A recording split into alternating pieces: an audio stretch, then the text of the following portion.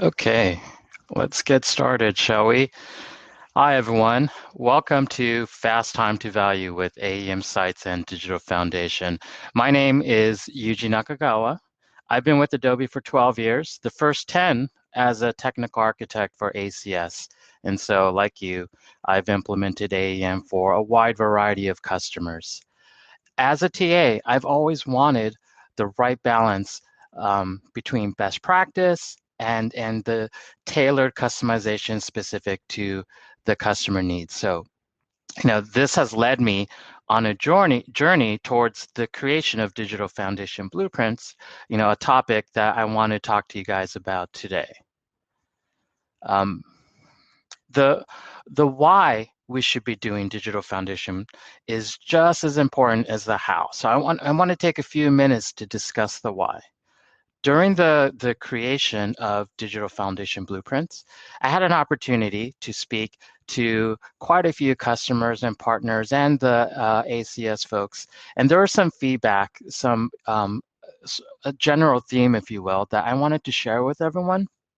And it really talks about the why. So as a developer, I've implemented AEM many times before. If it's not broken, why fix it? So let's talk about that. Uh, you know, I learned AEM maybe in the 5, 6, 1 days, right? And as a TA, I learned it, I got myself enabled, I did a few projects, I was successful, and that became my go-to routine, right? And over the course of years, I just did it the way I did it. I didn't really look at the product innovations, and I just said, you know what, I know what I'm doing, my project's gonna be successful. I don't know that that type of mentality works in today's world. And let me tell you why. AEM is evolving quite a bit. And as we move to the cloud, this acceleration would only become much greater. And then there's other things that get attached to AEM. There's the Adobe I/O runtime, there's a Sensei APIs. And so as a developer, my time or your time is better spent thinking about the innovations. And then let's let the core AEM platform handle the more commoditized um, activities around deploying a website. Another thing that I heard, is this another development accelerator? And development accelerators are great. I don't want to sound like I'm knocking them, but this is slightly different. And a development accelerator assumes that your website is going to be bespoke, that you're building from scratch. I mean, nothing wrong with that, but you're sort of saying even from the beginning that customization is needed. What Digital Foundation Blueprint evangelizes is, hey, there's enough product features with AEM now that you can build a simple website without needing Java development. And that's the core principle behind Digital Foundation. Given the strong AEM developer community, that's something, and just the way strong developers are. We know what we're doing. We don't really need that much help. So I want to really emphasize this. And there's nothing wrong with Java developers, but we should try to democratize our deployment of AEM and bring in additional roles to help. And the developers are better spent thinking about the more advanced things. And of course, we've heard it's not for everyone. And it won't be practical for everyone. There's going to be times when you need to build from scratch and you need to build a highly tailored custom solution. But I think the key is during the initiation of that project, think about the core business objectives. If your business stakeholders want if you hear words like low total cost of ownership or accelerated time to value, then maybe a very simple out-of-box implementation and then incremental updates is something that might work. And so, yeah, let's also talk about the definitions of, we throw this around a lot, TTV and Digital Foundation. Let's talk about the definitions of that. So the standard definition for time to value is the amount of time between a purchase and then the realization of value from that purchase. So within AEM, we typically measure this as the time from the purchase of the license and then the time where you're getting traffic or your website is live, you're getting traffic, and that's where you're starting to realize value from that purchase. Digital foundation, it's the idea that you need to build a solid foundation for your digital ecosystem. You know, we're no longer the days of just a web platform to build your website. AEM is evolving. It's becoming it's become the enterprise CMS.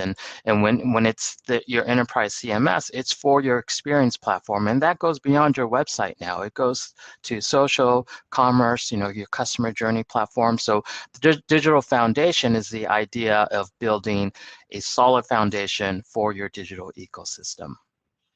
Now, if you think about Digital Foundation Blueprint, how as it fits into your overall implementation, and typically your implementation is linear. You have your provisioning, your discovery, your development, and then your content build out and go live, right? So pretty much the same sort of routine, but think of it as concatenating it or sort of making it little parallel in your stream. So parts of your onboarding, start going into implementation. You're starting to pull your content authors and your styling closer to your development or your implementation, and then the adoption or going advanced can happen once you're live with the website. So if we think about that, if we really want to deliver a 90 days quick to market, you really have to think about bringing in or reassessing your implementation model to better leverage out-of-box implementation and doing out-of-box and then customizations. So thank you for letting me talk about the why. So we should start talking about the how, right? And I think a perfect example of how to put Digital Foundation Blueprint into action is a contest that was held for Adobe. I don't know if some of you may have seen this, but it was called the Digital Foundation Lean Code Contest. And what we did here is we provided a UX, and it's shown there on the right. And we said, hey, can you build us a website leveraging Blueprint and the principles of Blueprint, using core components with the least amount of customizations or custom components. And we were very surprised. Well, we weren't surprised. We were we're happy to see so many submissions that use 0 custom codes, right? All of the submissions used core components and style systems, and they built a very nice website that really reflected the UX that we provided. But this is a good example to show, and I want to use this as sort of the challenge to everyone here today listening to this presentation. So how can we leverage Digital Foundation Blueprint and put it into action? And so, I want to start here. It's thinking about the values of what Digital Foundation can provide. So if you think about those 3 pillars, accelerated time to value, if you think about, there are 3 pillars in helping you put Digital Foundation Blueprint into action. The first is, the business stakeholders, do they want that accelerated time to value? Like, do they want to go live quickly? The second is democratizing your implementation, making use of your content authors and your front-end developers sooner, so that you can be forward looking longer, further ahead on the advanced features that the customer may need. And the final part is to leverage the automation that was written to help you put in the best practice for your launch and analytics implementation. And if you use Digital Foundation Blueprints, there's a couple of general tips that I want to share with everyone. The first is, everyone's familiar with Maven Archetypes, but that's sort of the core means of starting your blueprint implementation. And it starts with Maven Archetype 25 and anything beyond that. But if you use that Maven Archetype 25 plus, what you end up getting, there's a couple key things that you get with that. And the first is your initial configuration. So if you were starting from scratch, you have to go into the browser tools, browser configurations, and create the configuration folder to support all your cloud service and settings. All of that gets done for you. And then if you're to start from scratch, you always have to create your base template, right? That also gets done for you. So now your authors can come in and create all of their page type using the base page template that the archetype created for you. The third thing that it does is it puts in sort of a placeholder for your experience fragment header footer, experience fragment based header footer. If you open up that template, if you went into that page template that was created for you and then you created a new page type, the header footer would be already there for you. You just have to style it.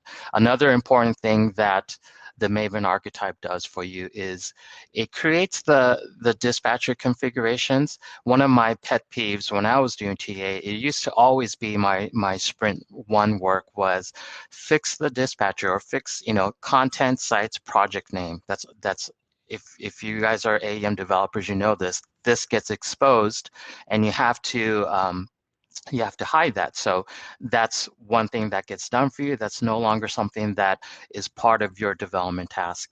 And the last thing is to set up the core components. It sets up the proxy. It's not difficult work. It's just, all of these things put together, they become a little bit of tedious work. And so they do that for you. The other thing is, the next tip is to stay current with the core components. And, I'm sure you've seen it by now, but we have a website that shows all of the core components.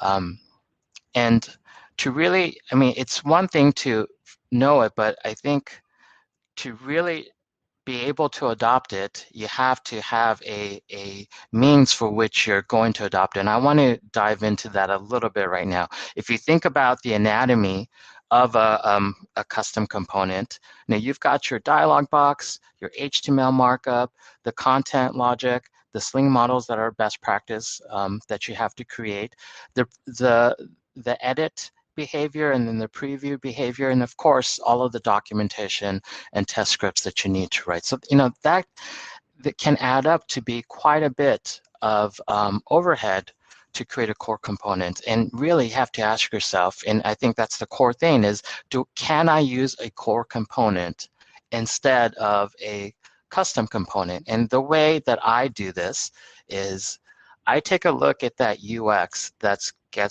gets provided to me, and I start circling those authorable elements within that UX. And you're going to start to find a lot of commonalities. When we were piloting the blueprint and we were getting customer provided UXs and we started doing this, you would find that core components really do handle, I would say, like 80–90% of basic website needs. And there's always those outliers, and that's the key, right? Like, let's take this teaser component, for example, and you might get a UX, and then there's always going to be sort of this title, a description, but there might be something like a date that's, if you looked at the core components and you looked at the authorable elements supported within the teaser, you'll say, okay, that date's not there. I think this presents an opportunity when you're doing your projects to take it back to your stakeholders and say, look, you provided this UX. If we pull out the date or if we move that into a future date, we can go live with a teaser component that's straight out of the box. And we just need to style it and we're good to go. And we could potentially add the date if it's really that important to you at a later date. And this is really more a call to action that there should always be this negotiation. First you check to see, is it a core component? And if it matches, great. If it doesn't, is it close to a core component and could be? and that's a really important call out. The last tip is the front-end development flow, and making sure that it uses a style system. So when you use the Maven archetype, it provides a UI front-end module, which is really a Webpack project, and it helps you build your AEM client-side libraries in a front-end developer-friendly way. That doesn't mean you have to use it. Let's just take my own example. I'm not a Webpack person. I'm SaaS. And the way I would do it is I created a folder within my client libs, and within that folder, I made it very SaaS friendly. And then, and that was a space that I gave my front-end developers, and they would go do their front-end work, and they would do it in SAS. And then I just wrote a script, and whenever I needed to compile, it would compile my SAS into CSS, which I pre-created as a client lib, and so it would bring in my front-end developer work. So that process for that front end is repeatable. You can carry that over from project to project. So it's very important. And I think making sure that the front end flow is friendly to style systems. And when I say that, I mean our style system uses the bend notation. So we want to be able to incorporate a UI for all the variances of the core component. So we want to make sure that not only is there a friendly flow that's front-end developer friendly, but it hooks well into the style systems. Now, going back to that lean code example, if we're going to try to implement that, there's a few high-level steps, and I want to call this out because it may differ a little bit from a traditional flow, but there's a this is the best way to, I guess, leverage Digital Foundation Blueprint. It's to make sure you have your content architecture set, and then your front-end design, your content authoring, and then personalization and analytics. So let's dive into that a little further. So let's start with your content architecture. Now, the Maven Archetypes, it created that base page template for you. And so the next task here is for your content authors. I'm going to go back. I forgot to mention something. So I also put on the owners here, right? So I talked about democratizing your implementation. You'll notice that I don't have any tasks for my Java developer. This is because my Java developer is thinking about the more advanced stuff. And then the activities around launching my website, it's going to be a mixture of my front-end developers and my content authors. So coming back to the content architecture, so I've got my front end, my content authors.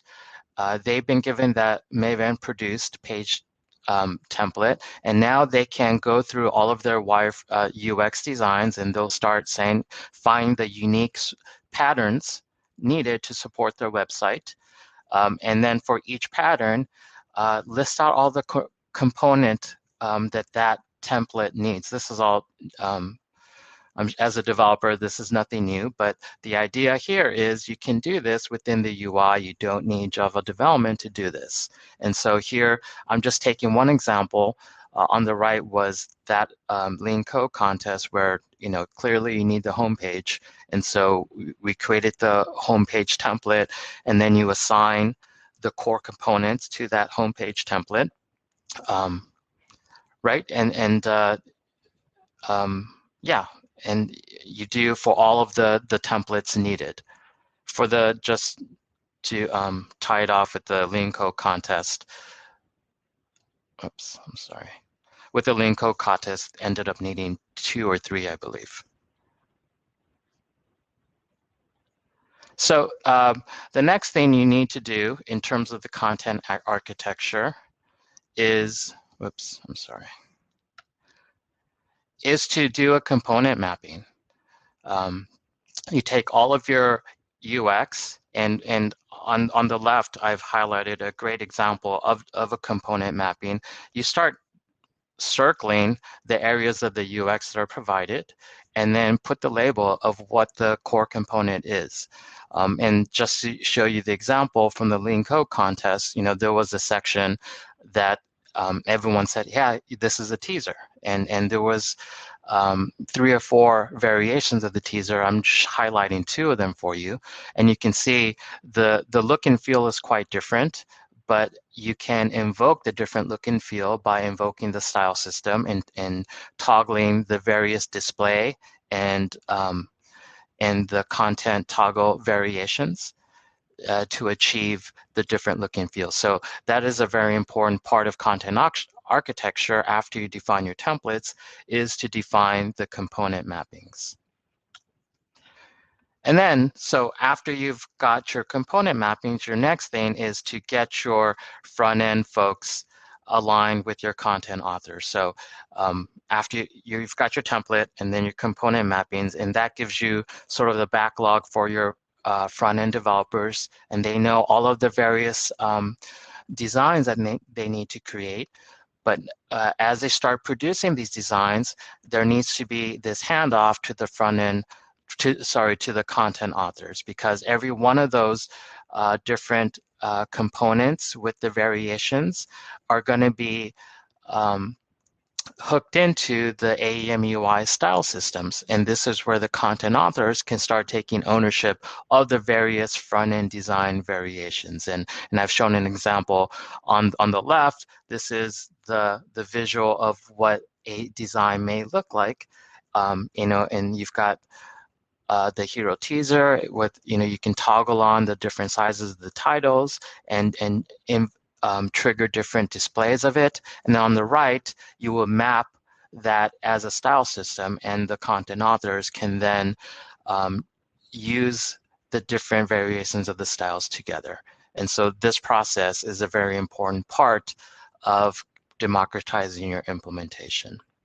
And so now that the front-end developers are working closely with the content authors, now the content authors have the task of creating your content taxonomy as well as your asset taxonomy, right? So,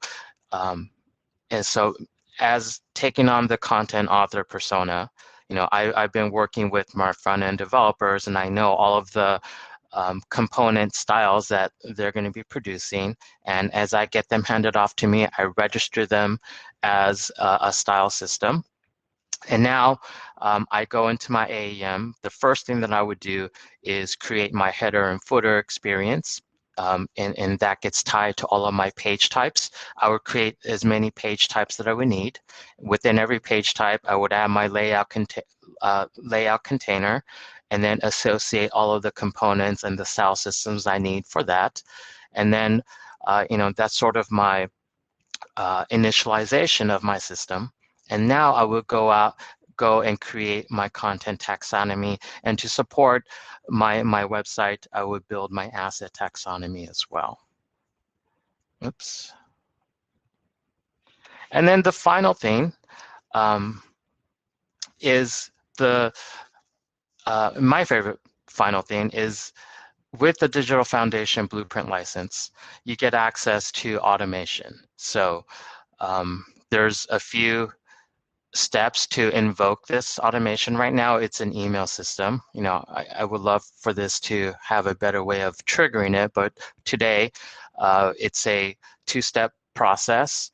You go into your Experience Cloud, and then you add es@adobe.com as a system admin in your Experience Cloud tenant. And then you send an email request to Adobe, and you add your IMS org ID and your org name. And I highlighted some examples to show you exactly where you can find it. And then finally, the name of the analytics report suite that you would like. And what this would do is this triggers automation code. And the launch and analytics automation, it'll do a couple things for you. It'll initialize your launch. And if you don't have your launch or analytics specialists readily available, this automation will help kickstart it. It gets them to a go live state without needing as much of their time. And like the Java developer, your analytics specialist, can be spent thinking about the future state of the analytics itself. So the blueprint automation will create the launch property. It'll create some basic rules, as well as the data elements. It'll also add the analytics core, the target, the Experience Cloud ID extensions, and then finally it'll create the environments for you, all of the environment packages for you. But as a short note, the Adobe Client Data Layer, and I think there's a different session on that. You guys should definitely attend it. Came out after our blueprint automation, so that part's not exactly hooked in yet. So what you have to do is you take your automation code and take the environment link and then embed that into your page template. In the future, that will get done for you. So I'm going to leave it at that, and I think I'm just about with 5 minutes to go. I want to close it out with a couple call to actions. First is, don't be like me. Don't be the TA that says, hey, I've implemented many times. I know what I'm doing, so I'm just going to keep doing it the way I'm doing it. The call to action, first and foremost, stay involved with what's going on with AEM, especially with the move to cloud. The features are going to start coming rapidly. And so stay current and be flexible. Adjust how you're doing the implementation. Let Adobe handle more of what I call the commoditized work. Just deploying a website is easy now. We've been doing it for 10 years. Let Adobe do it. Focus on the Sensei, the advanced features, the IO hooks. Those are the things that would be better served with my time as a Java developer. And the second is get your customers live quickly. We are no longer just a website tool. We are an experience platform, and with an experience platform, you've got personalization, you've got analytics, and the sooner you can get that side of the business engaged, the better it is for everyone. So the sooner you can go live with your website, you can start getting traffic data, you can start building a personalization, your customer journey plan, right? So get live quickly so that the rest of your team can get engaged quickly. You can democratize the process of your AEM implementation.